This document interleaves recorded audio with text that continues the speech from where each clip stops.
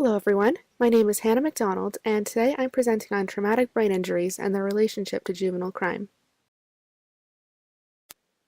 To start off, a traumatic brain injury, or TBI, is an injury that usually results from a violent blow or jolt to the head or body. Common causes of TBIs include falls, vehicle-related collisions, violence, and sports injuries. Young adults between 15 and 24 are especially at risk for TBIs. Severe traumatic brain injuries can have long-term negative effects on brain function and behavior. Damage to the brainstem can result in problems with organization. Damage to the parietal lobes can significantly decrease information processing abilities. Damage to the temporal lobes can result in memory loss and increased aggression. And finally, damage to the frontal lobes can result in mood changes, personality changes, and a lack of flexibility in thinking. Criminologists have identified all of these characteristics as potential explanations for juvenile crime. So, where's the proof? To start off, brain injury screenings in the U.S. indicate that rates of TBIs among juvenile offenders are much higher than rates among the general population. In a 2014 study conducted in New York City, nearly 50% of juvenile offenders reported suffering from a TBI. Most adolescents are at about a 13% risk.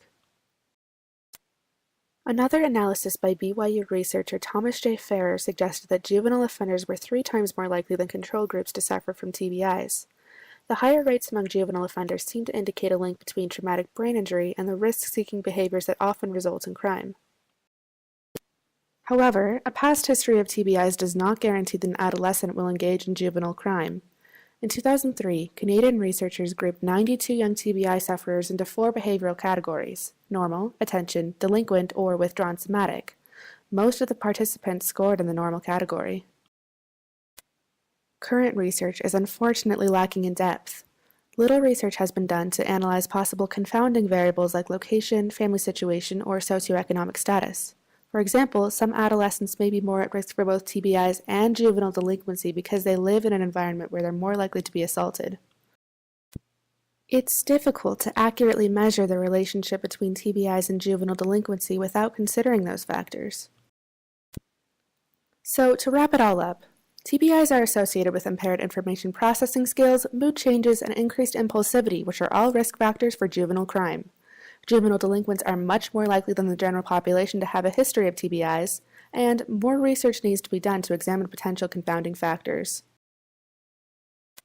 So what's the point of all this? For starters, understanding the relationship between TBIs and juvenile crime could improve how we respond in the criminal justice system.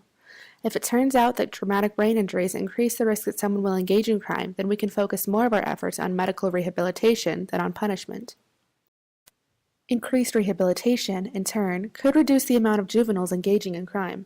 With more time and research, lawmakers and law enforcement officers can start providing more help for people with TBIs. A better criminal justice system is better for all of us. For more information about the relationship between juvenile crime and traumatic brain injuries, click here to visit brainline.org. Thank you so much for watching. This is Hannah McDonald, signing out. Created using Powtoon.